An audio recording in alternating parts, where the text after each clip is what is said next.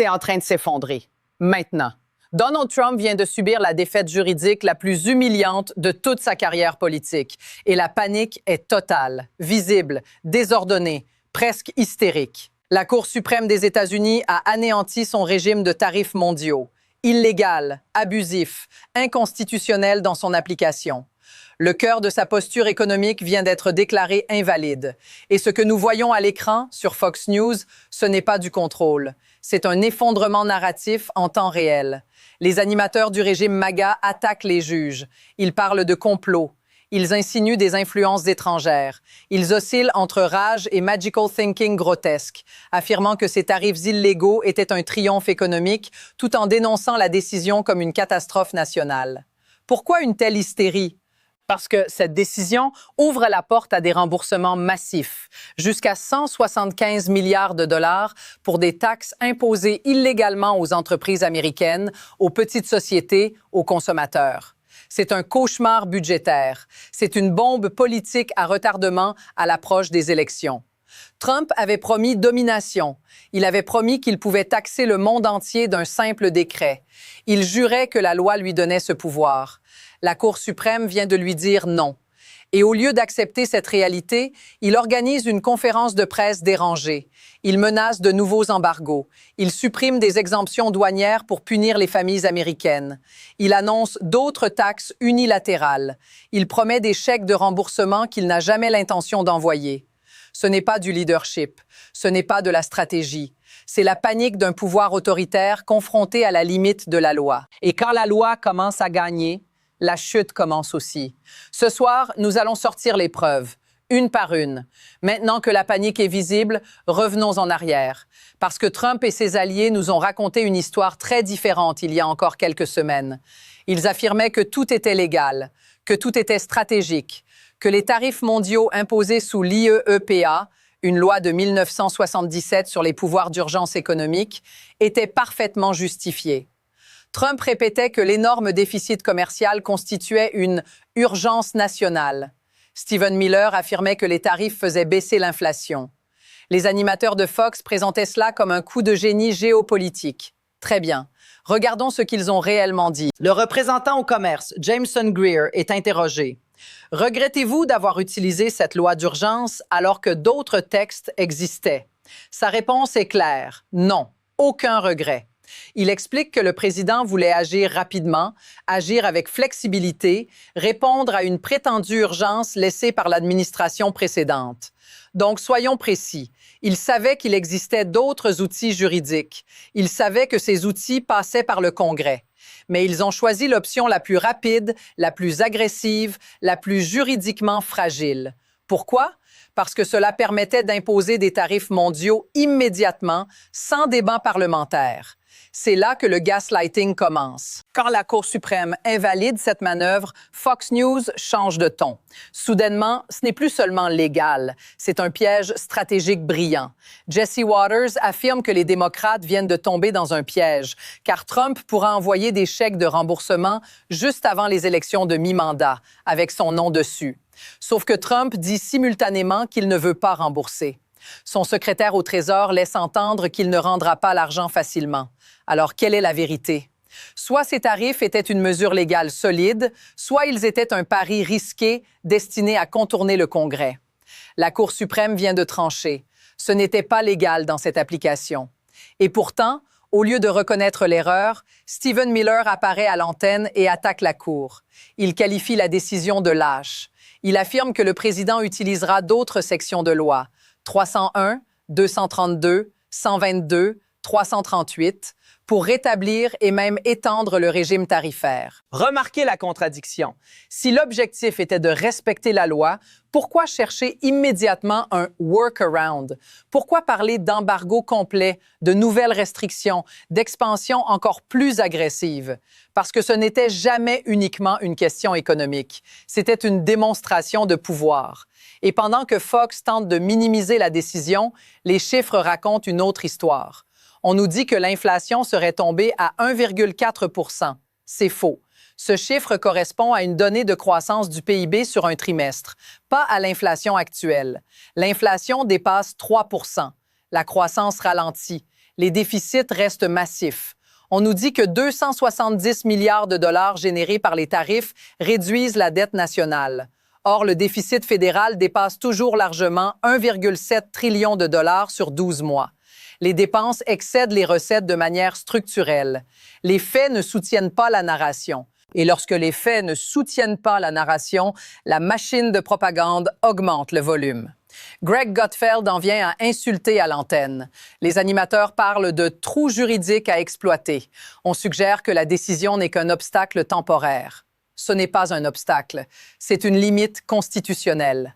Le Congrès a le pouvoir de taxer, pas le président par simple déclaration d'urgence économique généralisée. Et c'est cela que la Cour suprême vient de rappeler. La question n'est donc pas seulement juridique, elle est morale. Ils ont promis l'égalité, ils ont promis prospérité, ils ont promis discipline budgétaire. Ce que nous voyons, ce sont des contradictions, des attaques contre les juges et une fuite en avant autoritaire. Et maintenant que les reçus sont sur la table, la panique devient compréhensible. Maintenant, entrons dans le cœur du dossier. Parce que ce qui se joue ici n'est pas simplement une querelle politique télévisée. C'est une question de texte juridique, de pouvoir constitutionnel et d'abus calculés. Je vais vous lire ce que dit réellement la loi utilisée par Trump, l'International Emergency Economic Powers Act de 1977. Regardons le texte. La loi stipule que lorsqu'un président déclare une urgence nationale face à une menace inhabituelle et extraordinaire venant de l'étranger, il peut réguler certaines transactions économiques internationales. Réguler, pas taxer, pas imposer des tarifs généralisés sur le commerce mondial. Réguler. Le mot « tarif » n'apparaît même pas dans le texte. Je répète, le mot « tarif » n'apparaît pas. Et pourtant, l'administration Trump a utilisé cette loi pour imposer des taxes mondiales massives. C'est là que la Cour suprême intervient. Selon la décision, l'IEEPA ne donne pas un pouvoir illimité de taxation. Elle permet des restrictions ciblées liées à une menace spécifique. Elle ne transforme pas le président en autorité fiscale universelle capable d'imposer des droits de douane contre la planète entière. Et souvenez-vous, le Congrès détient constitutionnellement le pouvoir de taxer. C'est noir sur blanc dans l'article 1. Maintenant, regardons la justification avancée par l'administration. Ils ont déclaré que le déficit commercial constituait une urgence nationale. Une urgence, comme une invasion, comme une cyberattaque, comme un effondrement financier immédiat. Un déficit commercial chronique est-il une menace inhabituelle et extraordinaire? La Cour a répondu implicitement non. Et pourtant, Jameson Greer affirme à l'antenne que toutes les options ont été présentées au président dès le début de son second mandat. Toutes les options. Cela signifie qu'il savait que d'autres mécanismes existaient. Section 301, section 232, processus législatif via le Congrès. Mais ils ont choisi la voie la plus rapide, la plus expansive, la plus fragile juridiquement. Pourquoi? Parce que cela leur donnait un contrôle immédiat. Maintenant, examinons les conséquences financières. Monica Crowley affirme que les tarifs ont généré environ 270 milliards de dollars pour le gouvernement fédéral sur l'année civile 2025. Très bien. Acceptons ce chiffre pour l'argument. Mais d'où vient cet argent? Des entreprises importatrices américaines, des petites sociétés, des détaillants, des fabricants dépendants de composants étrangers. Et que font ces entreprises lorsqu'elles paient des tarifs? Elles répercutent les coûts. Sur qui? Sur les consommateurs. Donc, ces 270 milliards ne sont pas une manne tombée du ciel. Ce sont des taxes indirectes payées par les Américains. Maintenant, ajoutons un élément crucial. Si ces tarifs sont jugés illégaux dans leur application, cela signifie que les montants collectés peuvent être sujets à remboursement. On parle de 175 milliards de dollars potentiellement concernés. Imaginez l'onde de choc budgétaire. Un gouvernement déjà confronté à un déficit annuel dépassant 1,7 trillion de dollars devrait restituer des dizaines, voire des centaines de milliards.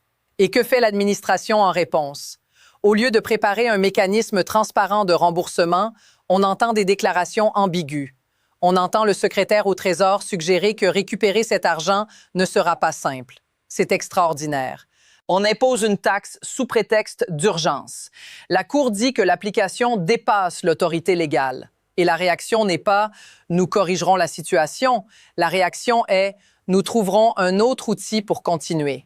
Stephen Miller parle déjà d'utiliser d'autres sections du code pour rétablir et étendre les tarifs.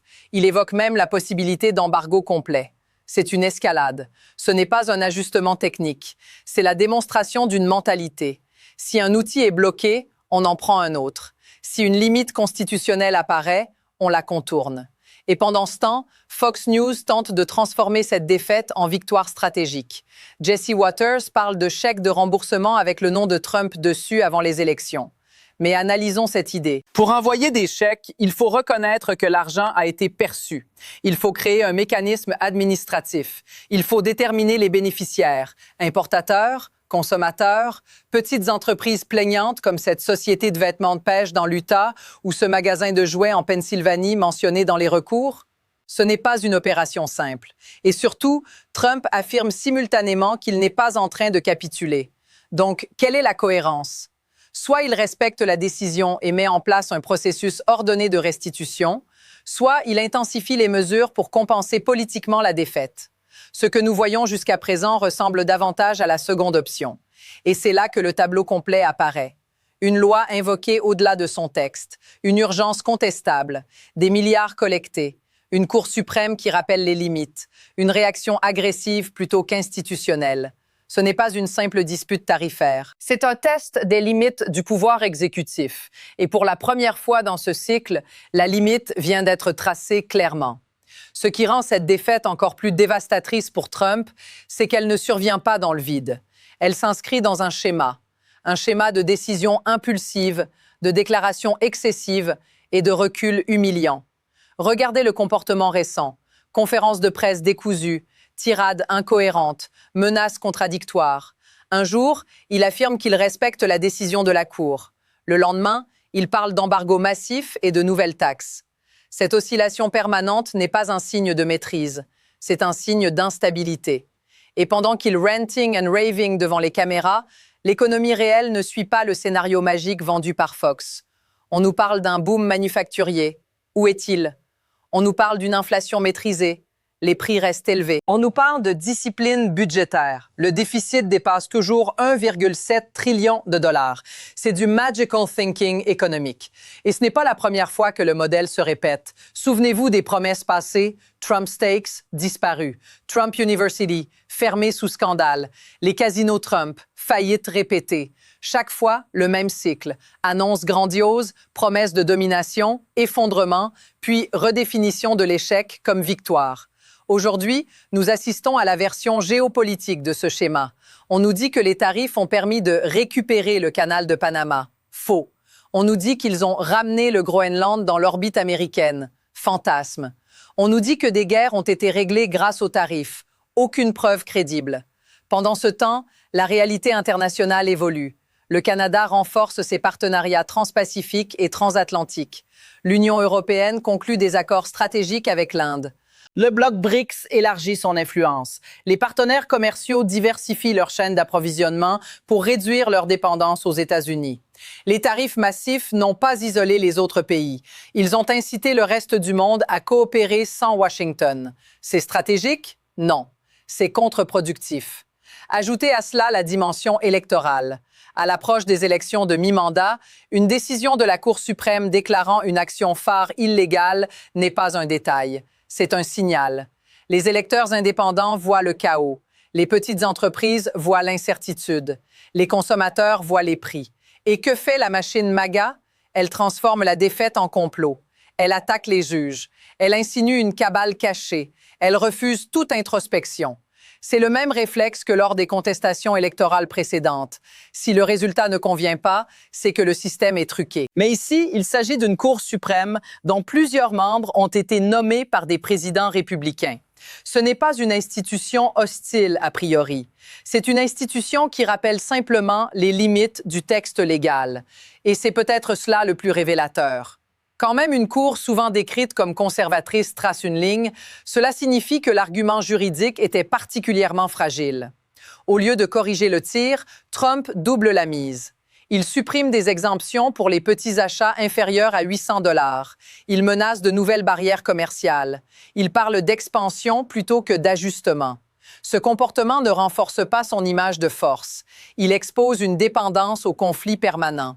Et historiquement, les dirigeants qui gouvernent par confrontation constante finissent par s'épuiser politiquement. Les sondages montrent déjà une fatigue croissante face au chaos.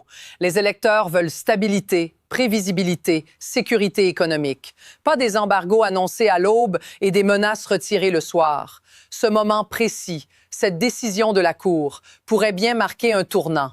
Non pas parce qu'un tarif disparaît, mais parce qu'il révèle un modèle. Tester les limites, repousser les règles, nier les revers. Et chaque fois que la réalité impose une correction, la réponse n'est pas la responsabilité, c'est l'escalade. C'est ainsi que les systèmes s'usent. Ce n'est pas une erreur isolée, c'est un symptôme. Un symptôme d'un leadership qui confond vitesse avec légalité, agressivité avec stratégie et volume avec vérité.